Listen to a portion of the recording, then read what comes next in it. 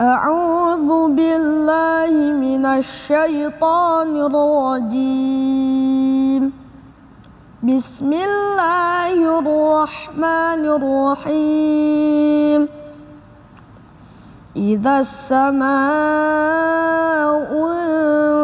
انفطرت وإذا الكواكب انتثرت وإذا البحار فجرت وإذا القبور بعثرت علمت نفس ما قدمت وأخرت يا أيها الإنسان ما غرك بربك الكريم الذي خلقك فسواك فعدلك في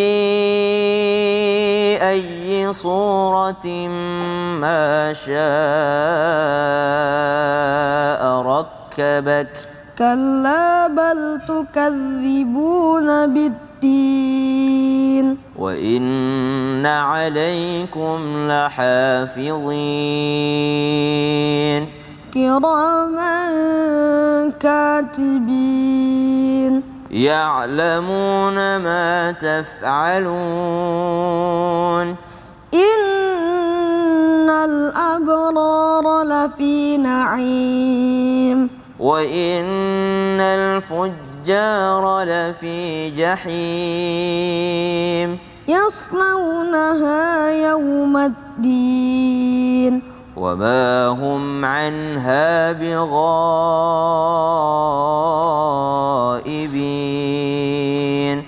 وما أدراك ما يوم الدين ثم ما أدراك ما يوم الدين يوم لا تملك نفس لنفس شيئا والأمر يومئذ لله صدق الله العظيم. Aku berlindung kepada Allah dari godaan syaitan yang terkutuk. Dengan nama Allah yang Maha Pengasih, Maha Penyayang. Apabila langit terbelah dan apabila bintang-bintang jatuh berserakan dan apabila lautan dijadikan meluap dan apabila kuburan-kuburan dibongkar, maka setiap jiwa akan mengetahui apa yang telah dikerjakan dan yang dilalaikannya. Wahai manusia, apakah yang telah memperdayakan kamu berbuat durhaka terhadap Tuhanmu yang Maha Pengasih, yang telah menciptakanmu lalu menyempurnakan kejadianmu dan menjadikan susunan tubuhmu seimbang dalam bentuk apa saja yang dikehendaki. Dia menyusun tubuhmu. Sekali-kali jangan begitu, bahkan kamu mendustakan hari pembalasan. Dan sesungguhnya bagi kamu ada malaikat-malaikat yang mengawasi pekerjaanmu, yang mulia di sisi Allah dan yang mencatat perbuatanmu. Mereka mengetahui apa yang kamu kerjakan. Sesungguhnya orang-orang yang berbakti benar-benar berada dalam surga yang penuh kenikmatan. Dan sesungguhnya orang-orang yang durhaka benar-benar berada dalam neraka. Mereka masuk ke dalamnya pada hari pembalasan, dan mereka tidak mungkin keluar dari neraka itu. Dan tahukah kamu apakah hari pembalasan itu? Sekali lagi, tahukah kamu apa hari pembalasan itu? Yaitu pada hari ketika seseorang sama sekali tidak berdaya menolong orang lain, dan segala urusan pada hari itu dalam kekuasaan Allah. Maha benar Allah dengan segala firman-Nya. Allahumma arhamna bil Quran. Masya Allah, dibacakan ayat tadi daripada Alfian dan juga dibacakan terjemahan singkatnya oleh Ananda Tisha yang membuat kita merenungkan bagaimana Allah bisa untuk menjatuhkan bintang-bintang yang telah tersusun. Allah bisa untuk menjadikan bumi yang bulat ini daripada tergulung. Allah bisa membongkar kuburan-kuburan yang telah rapat terbenamnya di dalam bumi. Dan Allah Subhanahu wa taala mengingatkan kita bahwa Allah lah yang menciptakan kita dengan sebaik-baiknya bentuk. Maka mestinya kita menggunakan yang sebaik-baik ciptaan Allah ini untuk beribadah hanya kepadanya. Allahumma arhamna bil Quran. Mari nak, sini Tisha Alfian. Masya Allah. Sini Tisha. Waduh, hebat banget. Ya Allah, ya Robbi. Terima kasih banyak. Nah, ini sekarang kita lanjut lagi nih buat jamaah Islam itu yang ada di rumah. Adik-adik boleh ke depan sayang, nak. Terima kasih. Iya, terima kasih ya. Masya Allah. Jamaah, oh jamaah, alhamdulillah. Nah, buat jamaah yang baru bergabung kita ingatkan lagi hari ini kita masih membahas tentang tema meraih pahala dengan bersabar. Dan Masya Allah luar biasa nih Ustadz Maulana ya. Katanya nih kita nih sejak diciptakan oleh Allah Subhanahu wa taala ini memang Allah menakdirkan kita ini manusia ini dengan tantangan, cobaan, bahkan kesulitan katanya. Sehingga banyak orang nih yang gagal sebenarnya bersabar. Tapi bagaimana dengan kita bicara masalah doa-doa nih? Doa-doa kita, mohon maaf, yang udah lama kita minta sama Allah belum terkabul. Sampai kapan kita harus sabarnya? Jadi gitu. Yang mana menjelaskan silakan Ustaz. Silakan dulu Ustaz. Izin buat semuanya, Uma dan Ustaz Sam. Bismillahirrahmanirrahim. Allahumma shalli ala sayyidina Muhammad wa ala sayyidina Muhammad. Sampai kapan? Mohon izin, selama kita hidup, kita dituntut untuk bersabar. Bersabar karena mohon maaf, contoh, jangan tidur terlalu banyak di dunia karena ada tidur yang panjang. Tahu nggak di mana? Dikubur. Di kubur. Jangan puasa tidur terus. Ngaji lah, ngapain tidur mulu puasa katanya. Keseng banget puasa tidur mulu. Dalam hal ini, manusia itu diuji untuk melihat tingkat kualitasnya. Manusia diuji untuk meraih pahala. Bagaimana ada ulil asmi? Kenapa? Karena tingkat kesabarannya. Ketika orang naik kesabarannya, itu berarti kualitasnya lebih bagus. Dan ingat, kalau berdoa, kapan kita berdoa terus, kita berdoa terus, kita berdoa terus, kita berdoa terus. Yakin, diterima atau tidak itu urusan Allah. Tapi kita jangan pernah berhenti berdoa. Mohon maaf, jangan pernah berhenti berdoa. Malulah kita, salatnya Nabi luar biasa, sampai kakinya bengkak-bengkak. Kita ini ya Allah bengkak karena asam urat. Karena kebanyakan makan, bukan kebanyakan salat. Saya bengkak karena tidur. reumatik artritis. Oh iya. Kok tersinggung? Beda, iya kan? Jadi gitu. Mohon maaf tanpa menggurui, hanya mengingatkan bahwa sungguh kami menciptakan manusia berada dalam keadaan susah payah. Justru dalam keadaan susah itu doa diijabah. Kebayang nggak kenapa doanya orang musafir itu dikabulkan?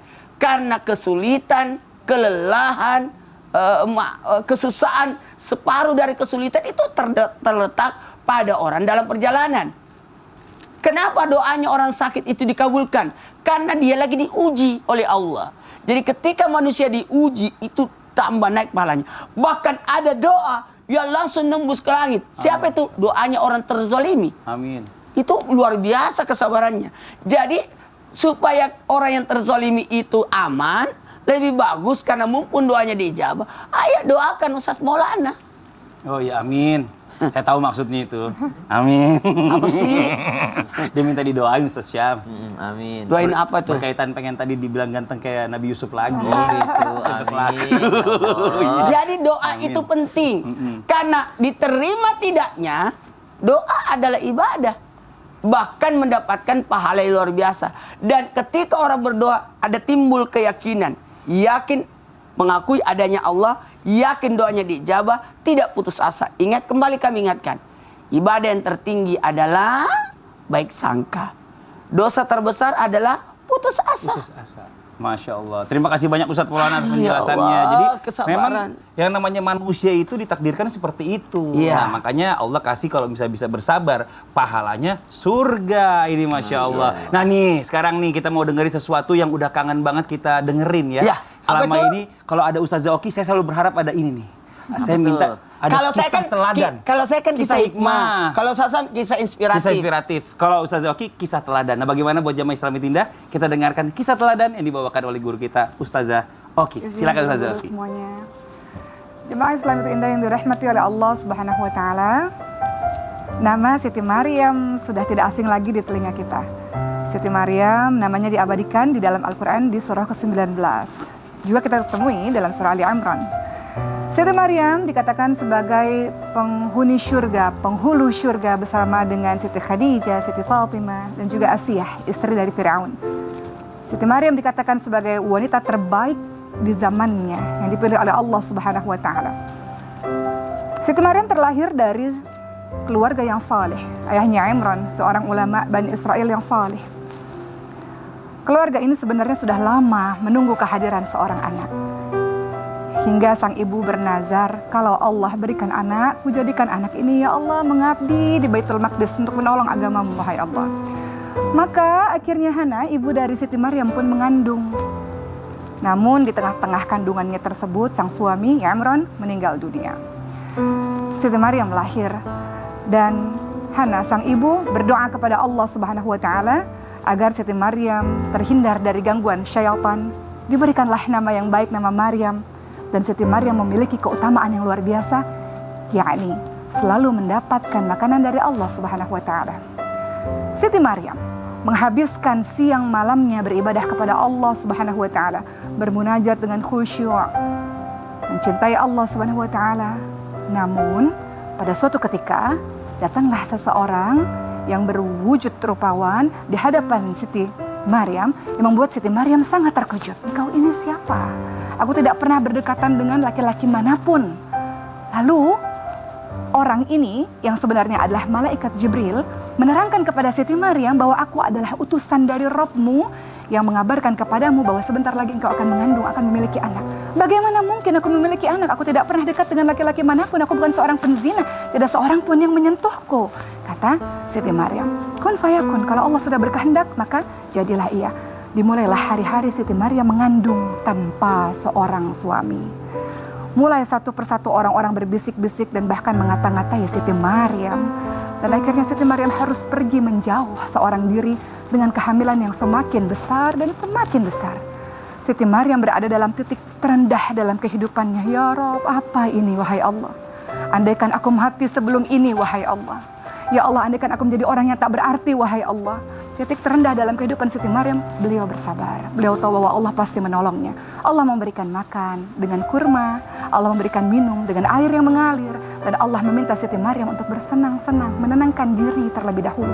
Puasa bicara, jangan bicara apapun ketika ada orang-orang yang mengata-ngataini. Akhirnya Siti Maryam kembali kepada kaumnya ketika melahirkan dengan membawa Nabi Isa alaihissalam, dan kembali semua orang mengata-ngatai Siti Maryam. Siti Maryam tahu bahwa ada Allah yang akan menolongnya, dan akhirnya Nabi Isa alaihissalam diberikan mukjizat, bisa bicara sejak kecil dan menerangkan semua yang terjadi. Jadi untuk para ibu di luar sana yang pada saat ini memiliki titik terendah dalam kehidupannya, belajar dari Siti Maryam. Makan, minum, kuatkan fisik, dan bersenang-senanglah. Dengan kesabaran Allah akan memberikan jawaban atas persoalanmu. Masya Allah. Terima kasih banyak Umar, Ustazah Oki, luar biasa. Sebentar Ustaz Maulana, dari tadi kan katanya kan saya godain Ustaz Maulana mulu. Sekarang saya kasih kesempatan Ustaz Maulana godain saya. Yes. Oke. Ini kesempatan ya. Mm-mm. Li, ayo Li. Apa sih? Apa sih maunya? Aku disuruh godain dia. Oh, saya tahu maksudnya. Ya Allah, ya Allah. Gini aja, jamaah yang dimuliakan oleh Allah, jangan kemana-mana ya. Kita akan lanjut pembahasan tentang pahala kesabaran di bulan Ramadan setelah yang satu ini. Gampang kalau kau jahilin, aku ambil tongkatnya aja sekalian.